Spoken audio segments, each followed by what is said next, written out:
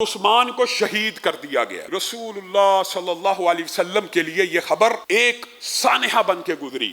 دعوت دی صحابہ کو 1400، کون ہے جو عثمان کے قصاص کے اوپر میرے ہاتھ پہ بیعت کرے گا؟ اور بعض مفسرین اور مورخین نے لکھا رسول اللہ صلی اللہ علیہ وسلم نے موت کے اوپر بیعت کی۔ یہ عثمان کا ہاتھ ہے اور یہ محمد صلی اللہ علیہ وسلم کا ہاتھ ہے عثمان کے لیے، اور اپنے ہاتھ کو اپنے دائیں ہاتھ کے اوپر رکھ دیا۔ صحابہ تیزی سے دوڑے، رسول اللہ کے ہاتھوں کے اوپر اپنے ہاتھوں کو رکھنا شروع کیا۔ اللہ رب العزت کو رسول اللہ کی بھی یہ ادا اور صحابہ کی بھی یہ ادا اتنی پسند آئی، ان الذین یبایعونک انما یبایعون اللہ، اللہ کو اتنی پسند آئی، اللہ نے کہا یہ جو تیرے ہاتھ پہ بیعت کر رہے ہیں محمد صلی اللہ علیہ وسلم، یہ تیرے ہاتھ پہ بیعت نہیں کر رہے بلکہ اللہ کے ہاتھ پہ بیعت کر رہے ہیں۔ ید اللہ فوق ایدیہم، اے محمد صرف آپ کا ہاتھ ان صحابہ کے ہاتھوں کے اوپر نہیں ہے بلکہ اللہ بھی عثمان کے قصاص کی بیعت فرما رہے۔ جیسے قریش مکہ حدیبیہ کے مقام کے اوپر رسول اللہ صلی اللہ علیہ وسلم کی طرف قاصد بھیج رہے تھے، رسول اللہ صلی اللہ علیہ وسلم بھی قریش مکہ کی طرف قاصد روانہ کر رہے تھے۔ خراش بن امیہ خزائی کو رسول اللہ صلی اللہ علیہ وسلم نے اپنا اونٹ ثعلب نامی دے کے بھیجا کہ قریش مکہ کچھ لحاظ کریں گے کہ میں محمد صلی اللہ علیہ وسلم کا اونٹ ہے اور اس کے اوپر میرا ایک سفیر آ رہا ہے، لیکن قریش مکہ نے تمام تر سفارتی آداب کو پسے پشت ڈالتے ہوئے رسول اللہ کے اونٹ کو قتل کر دیا، اور خراش بن امیہ کو قتل کرنے کے لیے آگے بڑھے تو احابیش قبیلے کے لوگوں نے کہا یہ ہمارا جو ہے حلیف ہے، اگر تم نے اس کو مارا ہم تمہارا ساتھ چھوڑ دیں گے۔ خراش تو بچ گئے، لیکن رسول اللہ صلی اللہ علیہ وسلم کے اونٹ کی کونچوں کو جب کاٹ دیا گیا اور خراش زندہ حالت میں رسول اللہ صلی اللہ علیہ وسلم کی بارگاہ میں آئے تو رسول اللہ نے بڑے افسوس اور تاسف کا اظہار کیا کہ ایک طرف مذاکرات چل رہے ہیں، ایک طرف قاصد آ رہے ہیں جا رہے ہیں، دوسری طرف یہ غیر سفارتی رویہ جو ہے۔ تو رسول اللہ صلی اللہ علیہ وسلم نے اچانک کہا عمر آپ اٹھیے۔ خراش کو تو انہوں نے اس طرح کر لیا، لیکن عمر آپ کا روب دبدبہ ہے، آپ اٹھیے، اب آپ میری طرف سے قاصد بن کے جائیے۔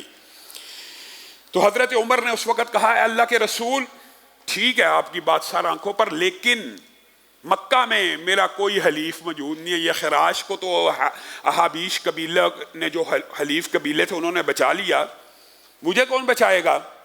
اور قریش مکہ کو پتہ ہے میں ان کے ساتھ کتنی نفرت کرتا ہوں اور میری ان کے ساتھ جو بغض و عداوت ہے وہ کتنی گہری ہے۔ اے اللہ کے رسول میں آپ کو اس سے بہتر سجیشن نہ دوں؟ رسول اللہ صلی اللہ علیہ وسلم نے فرمایا جی دیجئے۔ یہاں پہ اس موقع کے اوپر بعض ہرزہ سرائی کرنے والے روافض حضرت عمر کے اس انکار کو حضرت عمر کی گستاخی بیان کرتے ہیں، جبکہ حضرت عمر اپنا عذر پیش کر کے رسول اللہ کو ایک مشورہ دے رہے ہیں، اور حضرت عمر کے مشاورت کے مطابق پہلے بھی آپ کے سامنے رکھ چکا ہوں، قرآن پاک کی آیات بھی اتری ہیں اور رسول اللہ نے آپ کے بہت سے مشوروں کو قبول کیا۔ یہاں پہ بھی حضرت عمر نے جب یہ عذر بیان کیا اور کہا میں آپ کو اپنے سے بہتر سفیر کی خبر نہ دوں، جی بتلائیے۔ عثمان قریش مکہ کفار مکہ اس کا احترام کرتے ہیں، اس کا ایک مقام و مرتبہ ہے، وہ سخی ہے، وہ جواد ہے، وہ کریم ہے، اس کے قریشیوں کے گھر گھر کے اوپر احسان ہے، اس کو اگر آپ بھیجیں گے تو صحیح سفارت کاری کر لے گا، میرے جانے سے مجھے اعتراض نہیں ہے، لیکن یہ جو سارا معاملہ میں رسول اللہ صلی اللہ علیہ وسلم نے اسی وقت حضرت عمر کی بات کو قبول کیا۔ اول رسول اللہ کا یہ ذہن تھا کہ خراش کے ساتھ جو ہوا ہے اب ایک تگڑا جرنیل اور سپہ سالار جائے جو روب و دبدبے سے جا کے بات کر کے آئے، لیکن حضرت عمر کی بات رسول اللہ صلی اللہ علیہ وسلم نے قبول کی۔ عثمان ابان کی ضمانت کے اوپر مکہ میں داخل ہوئے، وہاں پہ انہوں نے امان بھی لی، قریشیوں نے ان کا اکرام اور احترام بھی کیا، حتیٰ کہ یہ جو مذاکرات کے درمیان کی سچویشن ہوتی ہے نا، اس دنیاوی امور کے اندر بھی آپ یہ بات سمجھتے ہیں کہ دونوں طرفوں میں، دونوں طرفین میں بعض لوگ مذاکرات کے حامی ہوتے ہیں، صلح کے حامی ہوتے ہیں، بعض صلح کے حامی نہیں ہوتے، اور طرح طرح کی باتیں ہوتی ہیں۔ رسول اللہ صلی اللہ علیہ وسلم کے ارد گرد جو صحابہ تھے نا، حضرت عثمان کی قسمت کے اوپر رشک کرنے لگے اور کہنے لگے عثمان کو مکہ میں دیکھے جانے کی اجازت مل گئی ہے اور عثمان کے تو وہاں پہ احسانات ہیں، ہائے ہم وہاں سے اتنی دور سے سفر کر کے آئے ہیں کہ کعبۃ اللہ کی زیارت ہو جائے. ہمیں تو زیارت نہ ہوئی. عثمان کتنا خوش قسمت ہے, کعبہ کا طواف کر رہا ہوگا, کعبہ کے چکر کاٹ رہا ہوگا. یہ صحابہ آپس میں گفتگو کر رہے ہیں. وہ جس جوش اور ولولے سے نکلے تھے, کہا ہمیں تو وہ ابھی سعادت نہ ملی, عثمان سبقت لے گیا.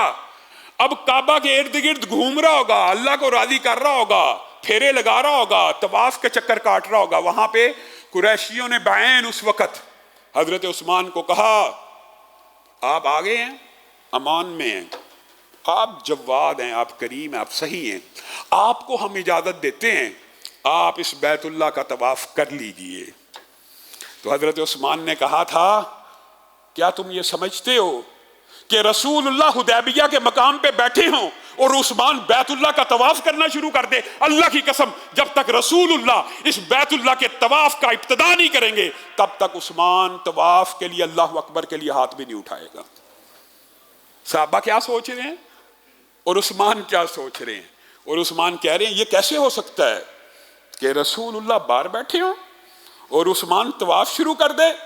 پھر جب مذاکرات اور بات چیت میں تخیر ہو گئی تو خبر حدیبیہ کے پڑاؤ پہ یہ پہنچی کہ خراش کو تو احابیش نے بچا کے زندہ سلامت واپس بھیج دیا تھا, لیکن عثمان کے اوپر حملہ ہو گیا اور عثمان کو شہید کر دیا گیا. اور عثمان کو قریشیوں نے وعدہ خلافی امان کو توڑتے ہوئے رسول اللہ صلی اللہ علیہ وسلم کے لیے یہ خبر ایک سانحہ بن کے گزری, ایک درد بن کے گزری. اور یہاں سے بھی یہ بات ثابت ہوتی ہے کہ انبیاء کو علم غیب عطائی کلی نہیں ہوتا, جتنا ریکوائرڈ ہوتا اللہ تعالیٰ عطا کر دیتا ہے. ورنہ اگر رسول اللہ کو علم ہوتا کہ شہید ہوئے ہی نہیں ہیں اور ان کو کچھ ہوا ہی نہیں ہے تو رسول اللہ صلی اللہ علیہ وسلم کے غم کی یہ کیفیت ہوتی. غمناک ہو گئے, بے چین ہو گئے, پریشان ہو گئے. دعوت دی صحابہ کو 1400, کون ہے جو عثمان کے قصاص کے اوپر میرے ہاتھ پہ بیعت کرے گا؟ اور بعض مفسرین اور مورخین نے لکھا رسول اللہ صلی اللہ علیہ وسلم نے موت کے اوپر بیعت کی. یہ بھی بعض روایات کے الفاظ ہیں, اور بعض روایات کے الفاظ ہیں رسول اللہ نے جم کے لڑنے کے اوپر بیعت کی. اور تیسری روایت کے الفاظ ہیں رسول اللہ صلی اللہ علیہ وسلم نے پشت نہ پھیرنے کے اوپر صحابہ سے بیعت لی. تینوں باتیں مختلف نہیں ہیں, الفاظ فرق ہیں روایات کے, لیکن تینوں میں تطبیق پائی جاتی ہے کہ رسول اللہ نے کہا کہ اب جب تک عثمان کا قصاص, جن لوگوں نے عثمان کو شہید کیا, جب تک نہیں لیا جائے گا ہم یہاں سے نہیں جائیں گے. آئے عمرہ کرنے کے لیے تھے, آئے طواف کرنے کے لیے تھے, لیکن اگر عثمان کو شہید کر دیا گیا ہے تو اے میرے ساتھیوں میرے ہاتھ پہ بیعت کرو, موت کی بیعت کرو. جب تک ہم زندہ ہیں عثمان کے قاتلوں کو نہیں چھوڑیں گے. اور یہی وجہ ہے امت میں جب حضرت عثمان کی شہادت ہوئی تھی, جو ایک بہت بڑا سیاسی صحابہ کے مابین اختلاف ہوا, اس کی بنیاد یہ واقعہ ہے رسول اللہ صلی اللہ علیہ وسلم نے اپنے دائیں ہاتھ کو سیدھے ہاتھ کو, الٹے کو نہیں, اس موقع پہ عثمان کی اہمیت کو اور قدر و قیمت کو اجاگر کرنے کے لیے رسول اللہ نے اپنے دائیں ہاتھ کو صحابہ کو دکھایا اور کہا یہ محمد کا ہاتھ نہیں بلکہ عثمان کا ہاتھ ہے. اور اس ہاتھ کے اوپر اپنے الٹے ہاتھ کو رکھا کہ اس دائیں ہاتھ کے اوپر میں محمد صلی اللہ علیہ وسلم قصاص عثمان کی سب سے پہلے بیعت کرتا ہوں. یہ عثمان کا ہاتھ ہے اور یہ محمد صلی اللہ علیہ وسلم کا ہاتھ ہے عثمان کے لیے. اور اپنے ہاتھ کو اپنے دائیں ہاتھ کے اوپر رکھ دیا. صحابہ تیزی سے دوڑے, رسول اللہ کے ہاتھوں کے اوپر اپنے ہاتھوں کو رکھنا شروع کیا. اللہ رب العزت کو رسول اللہ کی بھی یہ ادا اور صحابہ کی بھی یہ ادا اتنی پسند آئی. ان الذین یبایعونک انما یبایعون اللہ. اللہ کو اتنی پسند آئی, اللہ نے کہا یہ جو تیرے ہاتھ پہ بیعت کر رہے ہیں محمد صلی اللہ علیہ وسلم, یہ تیرے ہاتھ پہ بیعت نہیں کر رہے بلکہ اللہ کے ہاتھ پہ بیعت کر رہے ہیں. ید اللہ فوق ایدیہم, اے محمد صرف آپ کا ہاتھ ان صحابہ کے ہاتھوں کے اوپر نہیں ہے بلکہ اللہ بھی عثمان کے قصاص کی بیعت فرما رہے ہیں.